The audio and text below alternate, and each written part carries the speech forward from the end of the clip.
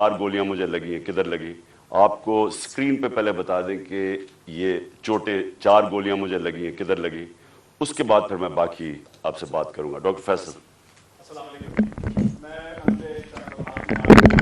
X ray اور ان کے جو کچھ امیجز ہیں ان کے ذریعے، سی ٹی اسکین کے امیجز کے ذریعے بتانے کی کوشش کروں گا کہ جو خان صاحب کو چوٹیں آئی ہیں ان کی کیا نوعیت ہے اور وہ ایکس رے اور اسکین میں کس طرح سے نظر آ رہی ہیں۔ آپ کو سب سے پہلے تو آپ کی توجہ اس طرح دلاتا ہوں جس کی یہاں لکھا ہے رائٹ تھائی۔ یہ ایکس ریز ہیں دو، اور جو ہیں یہ دائیں ٹانگ کے ہیں، ٹانگ کا جو اوپر والا حصہ ہوتا ہے۔ یہ سائڈ سے ہے جس کو لیٹرل ویو بولتے ہیں، اور یہ سامنے سے ہے۔ آپ دیکھ سکتے ہیں کہ یہاں 2 1 اور 2 اور یہ وہی 2 آپ کو 1 اور 2 سامنے سے نظر آ رہے ہیں ٹکڑے یا گولیاں جو ہیں۔ یہ اگر ہم پھر ٹانگ کے نچلے حصے پہ چلیں تو آپ کو 2 علاوہ اس کے ٹکڑے اور گولیاں نظر آ رہی ہیں، ایک یہ اور ایک یہ دوسری والی۔ اور آپ نوٹ کریں گے یہ جو دوسرا ہے اس نے ٹبیا کو، یہ جو ہڈی ہے ٹانگ کی نچلی جو اس کو ٹبیا بولتے ہیں، اس کے اوپر اس نے یہاں سے ڈیمیج کیا، اور جب آپ سائیڈ ویو دیکھیں تو واضح طور پہ نظر آتا ہے کہ جہاں اس نے فریکچر کاز کیا ہے، یعنی ہڈی کا ٹکڑا اکھیڑا ہے اس سے۔ پھر یہ جو ہے یہ بائیں سائیڈ ہے، لیفٹ تھائی کے ایکس ریز ہیں۔ یہاں بھی آپ نوٹ کریں گے کہ یہ چھوٹے چھوٹے کچھ ٹکڑے ہیں جو ایک، بلکہ جو پٹالا یہ جو چھوٹی ہڈی ہوتی ہے سامنے گھٹنے کے، اس کے بھی ساتھ ہے۔ یہ نسبتاً چھوٹے تھے اور انہوں نے شکر ہے بائیں سائیڈ کے اوپر کوئی فریکچر کاز نہیں کیا۔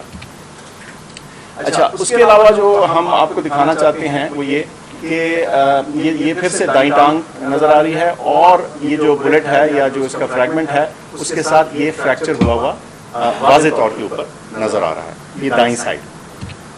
اچھا، اسی طرح میں جو بہت اہم بات ہے آپ کو دکھانا چاہتا ہوں وہ یہ کہ اس اسکین کے اندر یہ جو آپ کو یہ دائیں ٹانگ ہے اور یہ جو لکیر نظر آ رہی ہے یہ یوں چلتی ہوئی یہ والی، یہ دائیں سائیڈ کی مین جو آرٹری ہوتی ہے، شریان ہے یہ وہ ہے، اور اس کے آپ دیکھ سکتے ہیں کہ ادھر اور اس کے بالکل قریب دوسری طرف جو بلٹ کے فریگمنٹس ہیں وہ نظر آ رہے ہیں۔ اس سے واضح ہوتا ہے کہ یہ جو ہماری مین آرٹری گزر رہی ہوتی ہے، شریان گزر رہی ہوتی ہے، اس کے کتنے قریب یہ ٹکڑے موجود ہیں۔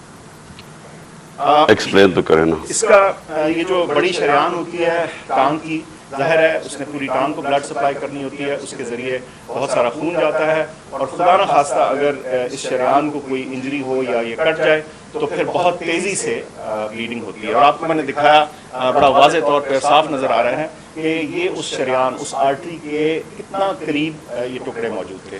ان کو نکال دیا گیا سرجری کے ذریعے دائیں طرف سے، اور 4 فریگمنٹ یا ٹکڑے جو ہیں ادھر سے نکالے جا چکے ہیں، اور وہ جسے کہتے ہیں ہمارے پاس موجود ہیں۔ اور بائیں طرف سے کوئی ہمیں ٹکڑا نکالنے کی ضرورت اس لیے نہیں پڑی کہ وہ کسی میجر اسٹرکچر کو ٹچ نہیں کر رہے تھے یا خطرہ نہیں ڈال رہے تھے، یا پوٹینشلی خطرہ نہیں ڈال رہے تھے۔ تو یہ جو 4 فریگمنٹ ہیں ان کی تصاویر بھی آپ کو دکھائی ہیں، اسکینز بھی، اور ان کی جو نوعیت ہے اور ان کا خطرے کی نوعیت ہے وہ بھی آپ کے سامنے میں نے رکھی۔ بہت شکریہ۔ جی شکریہ۔ کون سا میں نے بات کی اس میں؟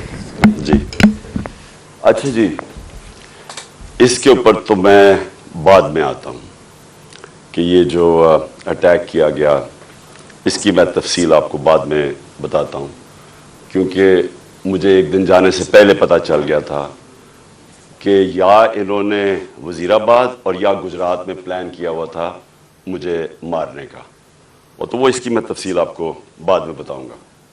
اس سے پہلے میں صرف اپنی قوم کے سامنے ایونٹس رکھنا چاہتا ہوں جو پچھلے 6 مہینے میں ہوئے ہیں۔ یہ ضرور آپ کو سمجھنا ہے کہ اس قوم سے ہوا کیا ہے۔ مارچ 6 یا 7 کو مراسلات ہے، ڈونلڈ لو ایک American under secretary of state حکم کرتا ہے پاکستان امبیسڈر کو، بلکہ اس کو دھمکی دیتا ہے کہ اگر عمران خان کو نہ ہٹایا تو پاکستان کو مشکلات کا سامنا کرنا پڑے گا، اور اگر ہٹا دیا تو سب کچھ ٹھیک ہو جائے گا۔ اور اگلے دن اور نو کانفیڈنس موشن، عدم اعتماد کی تحریک جمع کروائی جاتی ہے اسمبلی میں، اور دیکھتے دیکھتے سارے ہمارے لوگ، ایک منڈی لگتی ہے سندھ ہاؤس میں، اور لوگ بیٹھنا شروع ہو جاتے ہیں۔ یہ یاد رکھیں کہ گورنمنٹ کبھی ہارتی نہیں ہے نو کانفیڈنس۔ وہ کیوں نہیں ہارتی؟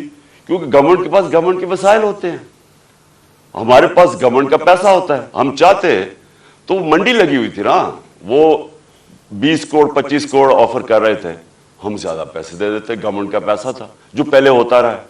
اور یہ جو پیسہ انہوں نے استعمال کیا یہ بھی چوری کا پیسہ تھا, یہ کوئی ڈکلیئرڈ پیسہ تو نہیں تھا, یہ بلیک کا پیسہ تھا, یا انہوں نے سندھ گورنمنٹ کا پیسہ خرچ کیا تو انہوں نے خرید لیے لوگ. ہم نے پرنسپل فیصلہ کیا کہ ہم اس آکشن کے اندر حصہ نہیں لیں گے, کیونکہ اگر ہم گورنمنٹ کا پیسہ استعمال کرتے ہیں تو ہم لوگوں کا پیسہ, عوام کا پیسہ چوری کرتے ہیں جو عوام کی ان کا حق ہے. گورنمنٹ گر جاتی ہے. سارے سمجھتے ہیں کہ جناب اب تحریک انصاف کی قبر کھود گئی ہے, عمران خان ہمیشہ کے لیے گیا اور مٹھائیاں بٹے گی. لیکن پاکستانی قوم وہ کرتی ہے جو اس نے کبھی پہلے کیا ہی نہیں.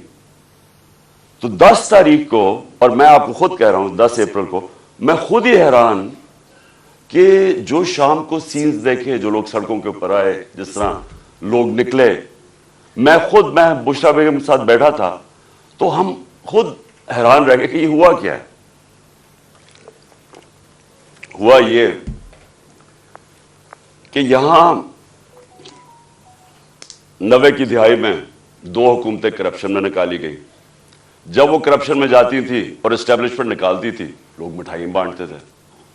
پھر جنرل مشرف آ گیا, 2 دفعہ کرپشن میں ان گورنمنٹس کو نہ کہ وہ خود اس نے مارشل لا لگا دیا. لوگوں نے مٹھائیاں بانٹی, لوگ ان کی کرپشن سے تنگ تھے, ان 2 جماعتوں کی. اس کے بعد جنرل مشرف نے ان کو NRO دے دیا, وہ واپس آ گئے. فیصلہ جنرل مشرف نے کیا NRO دینے کا جب اس کے پاس رائٹ ہی نہیں تھا کہ عوام کا پیسہ چوری, کرپشن کا مطلب ہوتا ہے عوام کا پیسہ چوری ہونا, تو عوام کا پیسہ چوری ہوگا اور جنرل مشرف معاف کر دیتا ہے ان کو. وہ آ جاتے ہیں اور 10 سال 4 گنا پاکستان کا قرضہ بڑھتا ہے. کرپشن کیسز انہی دوروں میں ان کے بنتے ہیں. یہ جو اب NRO لے رہے ہیں 2, یہ 95% کرپشن کیسز اس 10 سال کے بنے ہوئے تھے. 4 گنا پاکستان کا قرضہ بڑھ جاتا ہے. مجھے لوگ ووٹ دیتے ہیں اس لیے کہ لوگ ان سے تنگ تھے. اور اس کے بعد وہی اسٹیبلشمنٹ فیصلہ کرتی ہے کہ اب چینج کی وقت آ گیا اور وہ ان کو واپس لے آتی ہے, اور یہی کانسپریسی ہوتی ہے باہر, ایک بیرونی کانسپری اندر, اور یہ فیصلہ ہو جاتا ہے. کہتے ہیں جی ہم نیوٹرل ہو گئے ہیں. نیوٹرل کا کوئی بھی مطلب لے لیں, مطلب تو یہ ہے کہ انہوں نے پتا تھا کہ سازش ہو رہی ہے, راستہ نہیں روکا, یہ آ جاتے ہیں. اب ہوتا کیا ہے, اسٹیبلشمنٹ کو اس ملک میں عادت پڑ گئی تھی کہ جدھر وہ لوگوں کو دھکیلیں گے لوگ ادھر چلے جائیں گے. جب وہ چینجز لے کے آتے ہیں مٹھائیاں بنتی ہیں. اسٹیبلشمنٹ کو یہ عادت تھی. ان کو ایک دھچکا پڑا کہ اس باری پاکستانی قوم نے فیصلہ کیا کہ نہیں, یہ جو 30 سال سے ملک کو چوری کر رہے ہیں ہم ان کے ساتھ نہیں جانا چاہتے, اور اس لیے وہ پبلک سڑکوں پہ آ گئی. میں نے عوام سے میں اٹھا ہوا ہوں. میں نے تو کوئی میری کسی ملٹری اسٹیبلشمنٹ کے اندر میری پارٹی تو نہیں بنی تھی جس طرح نواز شریف بنا تھا یا جس طرح ذوالفقار علی بھٹو بنا تھا. میں تو 22 سال سٹرگل کر کے عوام سے اوپر آیا تھا, تو میں نے تو عوام میں واپس جانا تھا. اور عوام نے جس طرح میں اب کیا کہوں, میری پذیرائی کی, جس طرح انہوں نے میری حوصلہ افزائی کی, میں تو خود ہی اس پہ بھی حیران رہ گیا.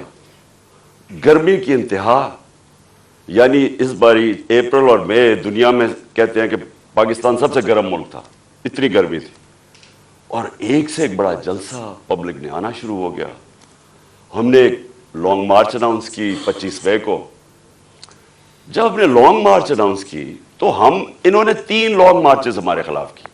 ہم نے سمجھا کہ آئین اور قانون ہمیں اجازت دیتا ہے, ہم نے ان کو کہیں روکا نہیں تھا, ہم نے ان کو اجازت دے دی, تو یہ بھی ہمیں آنے دیں گے. انہوں نے جو تشدد کیا, جو لوگوں کے گھروں میں 2 دن پہلے راتوں کے 3 بجے جا کے انہوں نے جس طرح کا تشدد کیا, نہ چادر نہ چار دیواری, لوگوں کو اٹھا کے لوگوں کو جیلوں میں ڈالا. کس وجہ سے؟ اس کے بعد انہوں نے جب وہ پرامن احتجاج ہوا وہاں اسلام آباد میں, ان کے اوپر شیلنگ, فیملیز نکلی ہوئی ہیں, ان کے اوپر انہوں نے شیلنگ کی. اور ہم حیران کہ کیا ان کے لیے جائز ہے لانگ مارچ اور ہمارے لیے نہیں ہے. اوپر سے پہلے آپ بیرونی سازش کے تحت آئیں, پھر سارے چوروں کو اوپر بٹھا دیں, ہم احتجاج کریں تو ہمیں بھیڑ بکریوں کی طرح ڈنڈے ماریں. تو اس کے بعد انہوں نے سمجھا کہ یہ پارٹی بالکل ہی ختم.